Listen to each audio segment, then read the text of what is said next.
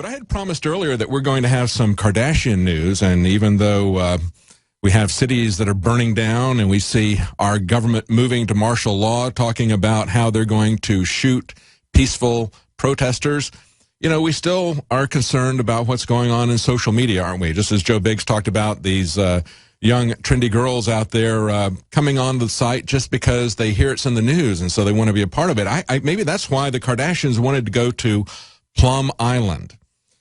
And they say that that was been nixed by Homeland Security. Now, for those of you who don't know, Plum Island is as I point out in this article from Newsday, that it is the site of a high-security animal disease research lab. Now, Plum Island is just off of the island, Long Island in New York, and it's a very secure area, very secretive. And as the Homeland Security Public Affairs Officer said, he said, we really regret that we didn't have enough time to do background checks on the Kardashians because we want to dispel the mythos of what's going on in this island. They say it's popular and fun to have conspiracy theories about a secret government lab on an island, but we want people to understand exactly what we do. We don't want people to be afraid of us. That's right. You know, you could probably visit DARPA if you gave them enough advance notice. You probably wouldn't learn anything, and I doubt that the Kardashians would learn anything if they went to Plum Island.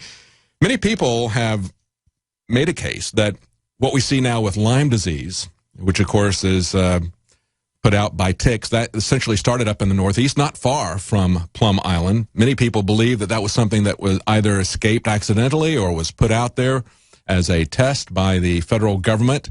It's a disease that spread from that area. Of course, that would never happen, would it? The government would never let something dangerous like that get out of their care, just like they wouldn't let Ebola get out of their care. That's why they sent the people who were sick with Ebola, they brought them back and put them in a level 2 facility instead of a level 4, which is the most secure.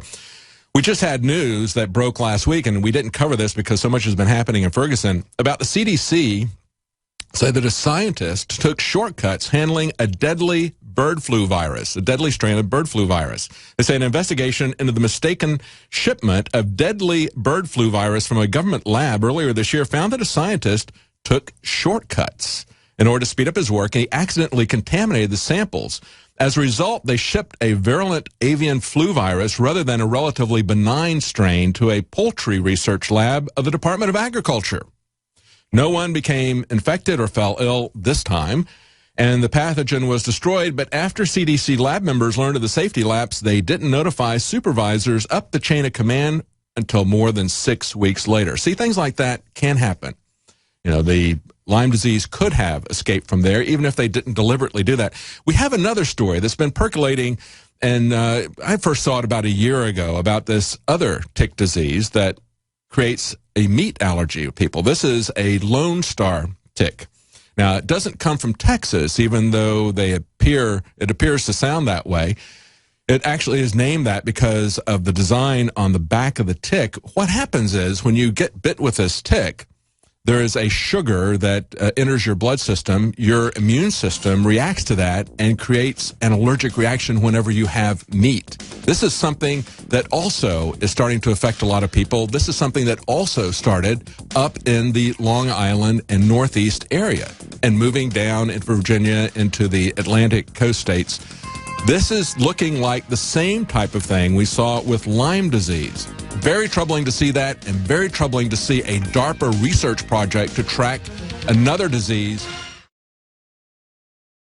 You are watching the best of the Alex Jones Show, weekdays from 11 a.m. to 2 p.m. Central. Watch live at Infowars.com/show or become a member of InfoWarsNews.com and help us take resistance to the next level.